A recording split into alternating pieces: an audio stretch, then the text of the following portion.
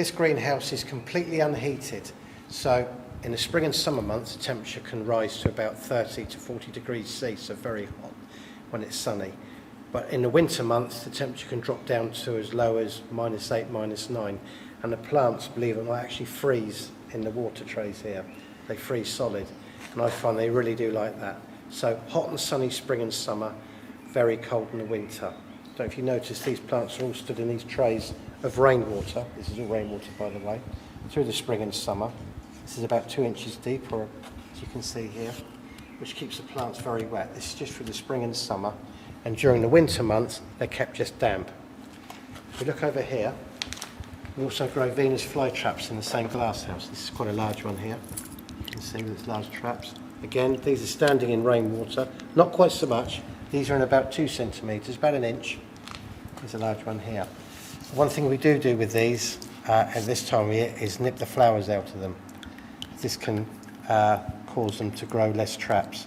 You can use these to propagate, to make new plants. Just pop them down around the edge of the pot, like this.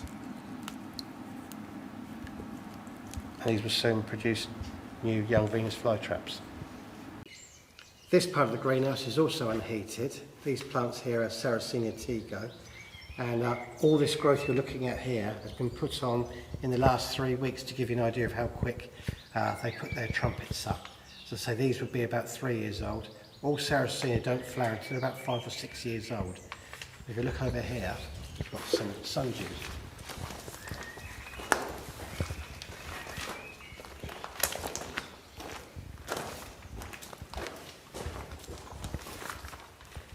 This is Nursery dichotoma giant. You can see here these beautiful long leaves which look like a stag's horn or antlers. Very unusual, but very easy to grow. That's dichotoma. Look down here. This is a quite unusual venata form, an olive green leafed form. Very beautiful.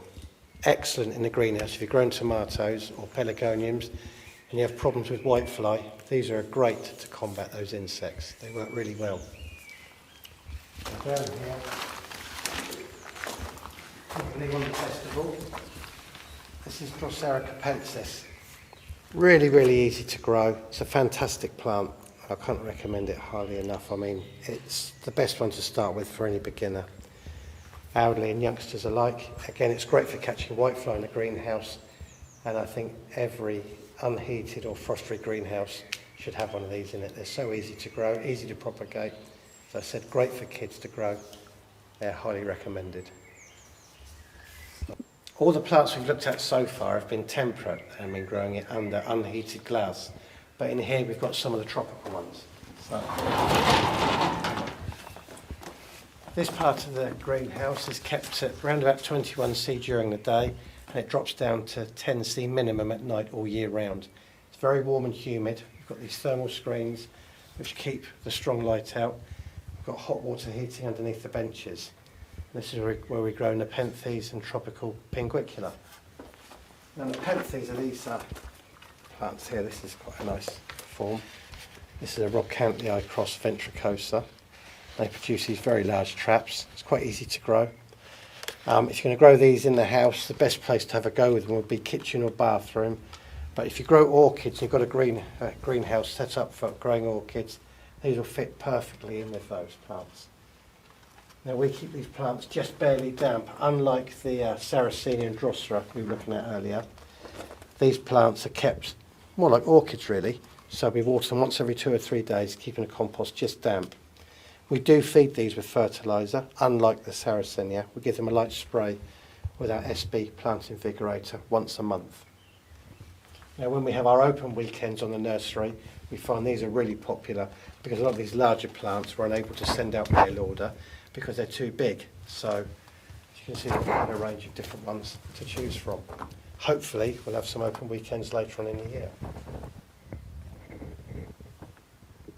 Now we produce a lot of our own hybrid Saracenia on the nursery, and this up here is a bit of a secret location I suppose, so we're going to have a look at some of the new hybrids that we're creating at the moment.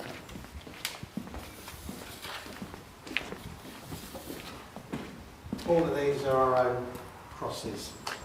So This is a brand new one, as yet unnamed.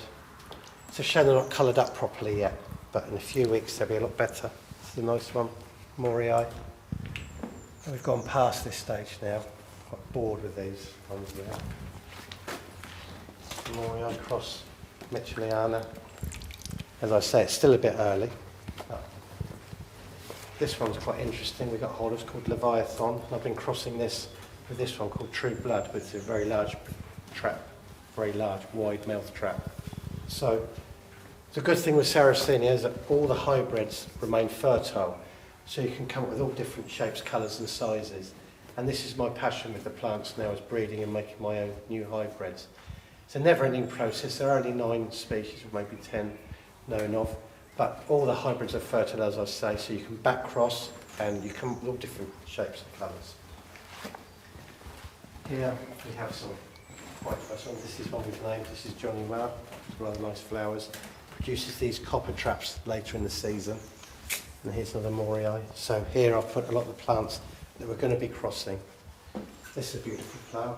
This is Goldie, and it's quite a couple of large ones here. We've just self-pollinated these. It's nothing I really want to cross with, anything in particular. But making new plants, as I say, is a passion of mine, and I'm always looking for something unusual to cross or back cross. Well, I hope you've enjoyed having a quick look around the nursery. If you do get the chance, you really should make the effort and pop down to one of our open weekends.